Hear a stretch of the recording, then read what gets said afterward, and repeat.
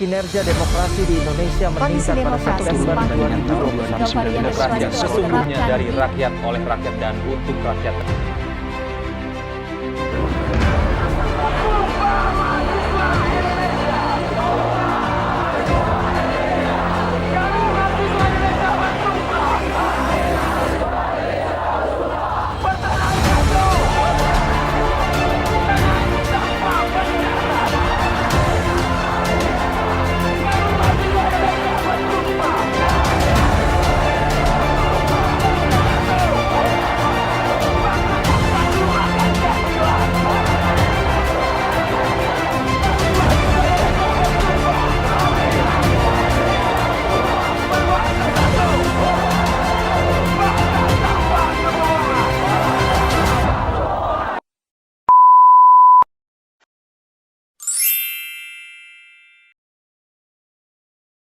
Assalamualaikum warahmatullahi wabarakatuh.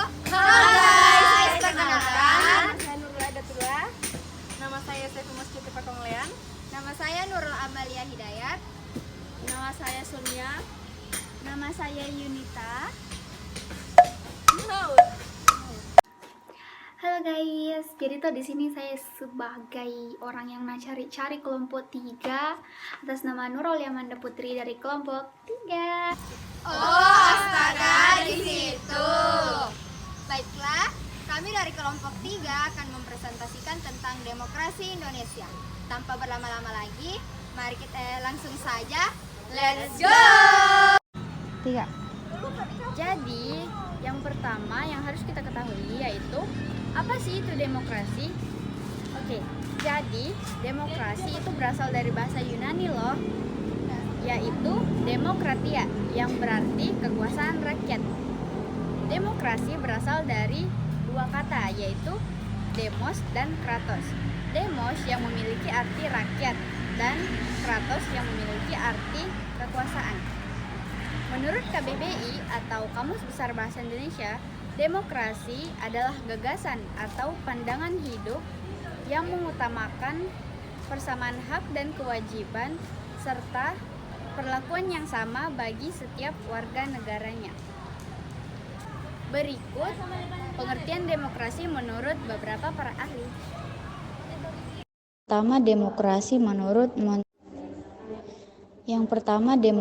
menurut Montesquieu, kekuasaan negara harus dibagi dan dilaksanakan oleh 3 lembaga atau institusi yang berbeda dan terpisah satu sama lainnya, yaitu pertama legislatif yang merupakan pemegang kekuasaan untuk membuat undang-undang, kedua eksekutif yang memiliki kekuasaan dalam melaksanakan undang-undang, dan ketiga adalah yudikatif yang memegang kekuasaan untuk mengadili pelaksanaan undang-undang. Dan masing-masing institusi tersebut berdiri secara independen tanpa dipengaruhi oleh institusi lainnya. Yang kedua, demokrasi menurut Abraham Lincoln yaitu pemerintahan dari rakyat, oleh rakyat, dan untuk rakyat.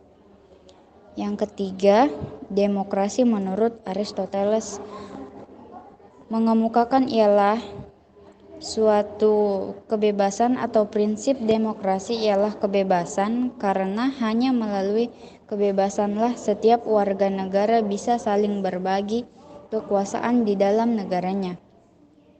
Aristoteles pun mengatakan apabila seseorang hidup tanpa kebebasan dan memilih cara hidupnya, maka sama saja seperti budak.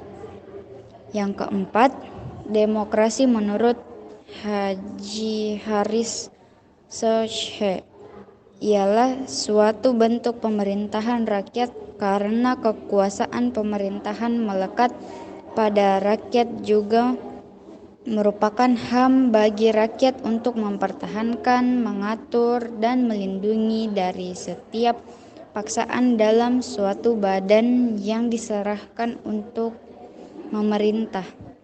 Yang kelima, demokrasi menurut International Commission of Justice adalah bentuk pemerintahan di mana hak dalam membuat suatu keputusan politik harus diselenggarakan oleh rakyat melalui para wakil yang terpilih dalam suatu proses pemilu. Saya di sini akan menjelaskan tentang prinsip demokrasi. Prinsip demokrasi dibagi menjadi dua. Satu, prinsip demokrasi sebagai sistem politik. Penjelasannya ada di sini. Prinsip demokrasi sebagai sistem politik. Yang pertama ada pembagian kekuasaan seperti legislatif, yudikatif, dan eksekutif. Yang kedua ada pemerintahan konstitusional. Ada partai politik lebih dari satu dan mampu melaksanakan fungsinya. Ada pers yang bebas. Ada perlindungan terhadap hak asasi manusia. Ada pengawasan terhadap administrasi negara. Ada peradilan yang bebas dan tidak memihak. Ada pemerintah yang diskusi. Ada pemilihan umum yang bebas dan pemerintah yang berdasarkan hukum.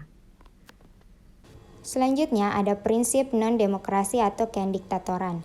Pemusatan kekuasaan legislatif, eksekutif, dan yudikatif menjadi satu dan dipegang serta dijalankan oleh satu lembaga. Pemerintah tidak berdasarkan konstitusional. Pemerintah dijalankan berdasarkan kekuasaan. Konstitusinya memberikan kekuasaan yang besar pada negara atau pemerintah. Rule of power. Prinsip negara kekuasaan yang ditandai dengan supremasi kekuasaan yang besar pada negara atau pemerintah. Pembentukan negara tidak berdasarkan permusyawaratan tetapi melalui dekret. Pemilihan umum yang tidak demokratis. Pemilihan umum dijalankan hanya untuk memperkuat keabsahan, penguasaan, dan pemerintah negara. Halo guys, di sini saya akan menjelaskan tentang jenis-jenis demokrasi. Nah, demokrasi itu memiliki beberapa jenis. Contoh yang saya jelaskan pertama itu demokrasi menurut cara aspirasi rakyat.